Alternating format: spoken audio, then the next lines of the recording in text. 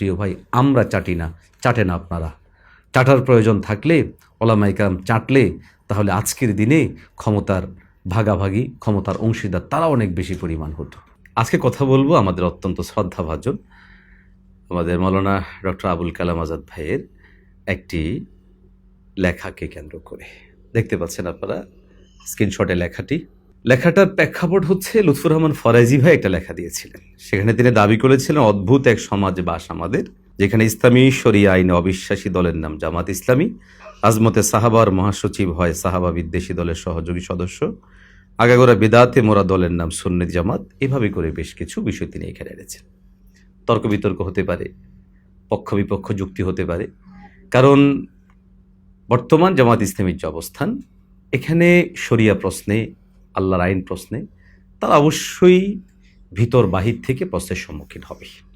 কিন্তু জবাব কি হবে, এটা আমাদের প্রিয় শ্রদ্ধাভাজন আবুল কালাম আজাদ ভাই যেই ভাষায় দিয়েছেন সেটা আদৌ যায় কিনা আমি একটু আপনাদেরকে পড়ে শোনাচ্ছি। তিনি লিখছেন, আসলেও অদ্ভুত সমাজে আমরা বসবাস করছি, যারা সবসময় ক্ষমতাসীনদের পা চাটে, সারাদিন গীবত শেফায়েত করে সময় কাটায়, অহংকারকে নিজেদের ভূষণ বানায়, ভিক্ষাবৃত্তি যাদের শিক্ষার উপকরণ, তারাও নিজেদেরকে ওলামায়ে হাক্কানি বলে দাবি করে। ফরাজি ভাই এই কথাগুলো লিখতে হয়তো ভুলে গিয়েছিলেন, তাই যোগ করে দিলাম। উপরের দিকে থুতু মারাই ফরাজি ভাইদের কাজ, ওনারা সারাক্ষণ এটাই করে থাকেন। আবুল কালাম আজাদ ভাই যে লেখাটি লিখলেন এটার উপর আমি কয়েকটা কথা বলছি। 1 নাম্বার, তিনি বলছেন যারা সবসময় ক্ষমতাসীনদের পা চাটে। আবুল কালাম আজাদ ভাই, ক্ষমতাসীনদের পা কারা চাটে ইতিহাস প্রমাণিত। আপনার দল পা চেটেছে আওয়ামী লীগের, পা চেটেছে বিএনপির দীর্ঘ 24 বছর পর্যন্ত। এছাড়া এটা খুব প্রসিদ্ধ কথা, ক্ষমতার জন্য জামাত চাচ্ছে তাই করতে পারে, এবং সেটা আমরা দেখেছি বিভিন্ন সময়, ঘটছেও তাই। অতএব যারা সবসময় ক্ষমতাসীনদের পা চাটে, ফরাজি ভাই লিখতে ভুলে গিয়েছিলেন, কথাটা সঠিক হলেও সেটা কার জন্য সেটা হয়তো আশা করে এখান থেকে যাবে। আপনারা টোটাল আপনাদের জনশক্তির বিশাল অংশটাই টিকে আছে ক্ষমতাসীনদের অর্থায়নে। আপনাদের রুকন, আপনারা যারা বিভিন্ন সরকারি প্রতিষ্ঠানে চাকরি করছেন, ক্ষমতাসীনদের অর্থায়নে আপনারা টিকে আছেন, এবং ক্ষমতার ভাগাভাগির জন্য বিভিন্ন সময়ে বিভিন্ন দলকে চাটার সবচেয়ে বেশি প্রমাণ হয়তো আপনাদের ব্যাপারে রয়েছে। দ্বিতীয়ত, আপনি বলেছেন সারাদিন গীবত শেখায়েত করে সময় কাটা। প্রিয় ভাই, গীবত শেখায়েত কোনটাকে বলে, আর কোনটাকে প্রতিবাদ বলে, আর কোনটাকে বাস্তবতা স্পষ্টকরণ বলে, সেটা আশা করি আপনাদের জানাশোনার কথা। অবশ্যই আপনাদের কাছে জাস্ট আপনাদের দল নিয়ে কথা বললে সেটা গীবত শেখায়েত হবে, হোক সেটা জাতীয় মসজিদের বা খতিব থেকে শুরু করে যেই হোক না কেন, এটা আমরা দেখেছি। অবশ্যই এটা হয়েই থাকে, যেই কোনো বাতিল মতবাদ, তারা তাদের প্রতিষ্ঠিত মতবাদের বিরুদ্ধে যখন কেউ কথা বলেন তখন সেটাকে গীবত শেখায়েত বলে সেটা এড়িয়ে যাওয়ার চেষ্টা করেন। এটা ঘটেই থাকে, হয়তো আপনি সে দৃষ্টিকোণ থেকে বেরোয় বলেছেন। অহংকারকে নিজেদের ভূষণ বানানো, প্রিয় ভাই, অহংকারকে কারা ভূষণ বানায়, এবং বিশেষ করে এই নির্বাচন পরবর্তী আপনাদের যে আচরণ, মাশাআল্লাহ, বিগত 85 বছরের একটি সংগঠন যেখানে নিজেদের দলের অধিকাংশ সদস্যদের জামানত হারানোর ইতিহাস রেকর্ডেড, সেখানে এই নির্বাচনে সমস্ত ইসলামপন্থীদের শক্তিগুলোকে নিজেদের ঝুলিতে নিয়ে যতটুকু অহংকারী আপনাদের লোকজন হয়ে উঠেছে, এবং যেভাবে আমাদেরকে প্রতিনিধিত্ব তুচ্ছ-তাচ্ছিল্য করে, অহংকারীটা আসলে কারা এই বিষয়টা আশা করি আপনি ক্লিয়ার করবেন। সবচেয়ে খারাপ লেগেছে যে লাইনটা, মূলত যেটার কারণে আজকে বাধ্য হয়ে তীর্যকভাবে কথাগুলো বলছি এবং পরিষ্কার ভাষায় বলছি। প্রিয় ভাই, আপনি লিখেছেন ভিক্ষাবৃত্তি যাদের শিক্ষার উপকরণ। দুঃখ পেলাম, আপনার সামান্যতম বিবেকের মধ্যে হলেও বাধা দেয়া দরকার ছিল। আপনি কি লিখছেন? আপনি কই মাদ্রাসাকে ভিক্ষাবৃত্তি আমাদের শিক্ষার উপকরণ হিসেবে আপনি আখ্যায়িত করলেন। চমৎকার বলেছেন। হ্যাঁ, আমাদের ওলামায়ে কেরাম ভিক্ষা করে নিজের জন্য নয়, আমাদের ওলামায়ে কেরাম ভিক্ষা করে দেশের জন্য, জাতির জন্য। আপনারা বলেছেন কই মাদ্রাসায় পড়েছেন।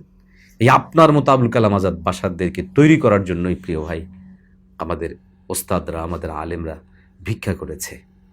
হ্যাঁ, বাংলাদেশে এহানত উত্তোলনের নামে, বাইতুল সংগ্রহ করার নামে যে তৎপরতা আপনারা চালান, সেটা ভিক্ষাবৃত্তি কিনা আশা করি ক্লিয়ার করবেন। যদি সেটা ভিক্ষাবৃত্তি না হয়, তাহলে কই মাদ্রাসা পরিচালনার জন্য যারা মাদ্রাসাকে ভালোবাসে, দিনদার মুহিব্বিন মুতাআল্লিকিন, তাদের কাছ থেকে অর্থ সংগ্রহকে ভিক্ষাবৃত্তি আপনি ঠিক কী কারণে বলেছেন, আশা করি আপনি আপনার বিবেকের জায়গা থেকে সেটার জবাবটুকু দিবেন। এখন যদি আমরা স্পষ্ট আরেকটু আগ বাড়িয়ে বলি, আপনারা সুদের টাকায় পরিচালিত, ঘুষের টাকায় পরিচালিত, চুরির টাকায় পরিচালিত, বিশেষ করে আপনারা যারা সরকারি বিভিন্ন প্রতিষ্ঠানের সাথে জড়িত আছেন, সেখানে চুরি, ডাকাতি এবং বিভিন্ন ধরনের পচা টাকা পয়সা দিয়ে আপনাদেরকে পরিচালনা করা হয়, তখন কি জবাব দিবেন? কই মাদ্রাসাগুলো ভিক্ষাবৃত্তি নয়, কই মাদ্রাসাগুলো যেই দেশের জাতির জন্য সন্তান গড়ে তোলার, উপযুক্ত সন্তান গড়ে তোলার জন্য মেহনতটুকু করছে, রাষ্ট্রের কোনো সহযোগিতা ব্যতি রেখেও একটা শিক্ষা প্রতিষ্ঠান কিভাবে চলতে পারে, লাখো শিক্ষার্থীদের কিভাবে তত্ত্বাবধান করতে পারে, উজ্জ্বল দৃষ্টান্ত হচ্ছে কই মাদ্রাসাগুলো। আজকে আপনারা আমাদেরকে ভিক্ষাবৃত্তি করছেন। প্রিয় ভাই, এই শব্দের মধ্যে কি আপনি কোনো প্রকার অহংকার খুঁজে পাচ্ছেন না? গর্ব খুঁজে পাচ্ছেন না? নেমোখারামি খুঁজে পাচ্ছেন না? ইনশাআল্লাহ সুম্মা ইনশাআল্লাহ হয়তোবা সময়ের অপেক্ষা এর জবাব আপনারা পাবেন। মাদারেসে কওমিয়ার বিরুদ্ধে আপনাদের ভিতরে যে বিদ্বেষ আপনারা লালন করেন, ওলামায়ে কেরামদের প্রতি আপনারা যে বিদ্বেষ লালন করেন, আপনার এই স্ট্যাটাসের মাধ্যমে প্রায় সমস্ত জিনিসগুলো আপনি স্পষ্ট করলেন এবং ফুটিয়ে তুললেন। আগামীর কোনো দিনে অন্ততপক্ষে সুশীলতার কোনো বয়ান আপনার কলম কিংবা আপনার জবানে সেটা মানানসই হবে না। আপনারা আপনাদের তাফসির জোনের নামে প্রোগ্রাম করে প্রতিনিয়ত সেখান থেকে আহলে হক ওলামায়ে কেরাম, ওলামায়ে দেওবন্দ এবং কই মাদ্রাসার বিরুদ্ধে প্রতিনিয়ত প্রোগ্রাম করে যাচ্ছেন। আপনাদের জায়গা থেকে আপনারা ঢিল ছুড়বেন, পাল্টা যখন জবাব দেওয়া হবে তখনই আপনারা সেখানে ক্ষিপ্ত হবেন। সে সময়টা ইনশাল্লাহ আশা করি আর পাবেন না। আমাদেরকে আপনারা ভিক্ষাবৃত্তির কথা বলছেন, আমাদেরকে আপনারা অপ্রয়োজনীয় অহেতুক বিভিন্ন অপবাদ দিচ্ছেন। ভাই, কিছু মনে করবেন না। আজকে গুপ্ত নিয়ে যে আলোচনা হচ্ছে, যেটাকে আপনারা বৈধতা দেওয়ার জন্য উঠে পড়ে লেগেছেন, বিগত সরকারের বিভিন্ন পদপদবিতে, বিভিন্ন সরকারের ছাত্র সংগঠন, যুব সংগঠন, নারী সংগঠনের বিভিন্ন অঙ্গ সংগঠনে আপনাদের লোকজনকে দিয়ে দিয়ে যেই অর্থ, যেই রাজনৈতিক সুবিধা আপনারা গ্রহণ করেছেন, আজকে সেটাকে হেকমার নাম দিয়ে বৈধতা দিচ্ছেন। প্রিয় ভাই, আমরা চাটি না, চাটে না আপনারা।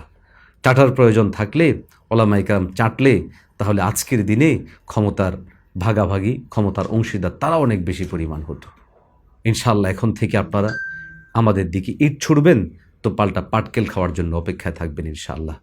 আল্লাহ তাআলা আমাদেরকে হেফাজত করেন। শেষ করব দর্শকদের প্রতি কথাগুলো বলে। হয়তোবা আমার এই কথাগুলো যারা শুনবেন মনে হবে এত তির্যক এবং এত রাগান্বিতভাবে কথাগুলো কেন বলেছি, বাধ্য হয়েছে বলার জন্য। আমাদের আবুল কালাম আজাদ ভাইয়েরা সবসময় উদারতার কথা বলেন। এই উদারতার শব্দ সবসময় আমাদেরকে, উদারতা যারা শেখান তারা যখন আমাদেরকে এই শব্দে কথা বলেন, টোটাল শিক্ষাঙ্গনকে যেখানে ভিক্ষাবৃত্তির মাধ্যমে আখ্যায়িত করতে পারেন, তখন আর তাদের সাথে খুব স্বাভাবিকভাবে কথা বলার সুযোগ থাকে না। তারা আমাদের ব্যাপারে বরাবরই চক্রান্ত ষড়যন্ত্র করেছে, বরাবরই আমাদেরকে নিঃশেষ করে দেওয়ার চেষ্টা করেছে এবং যতটুকু ষড়যন্ত্র দরকার সবগুলো করেছে। ইনশাআল্লাহ সবগুলো সমুচিত জবাব আমরা দিব।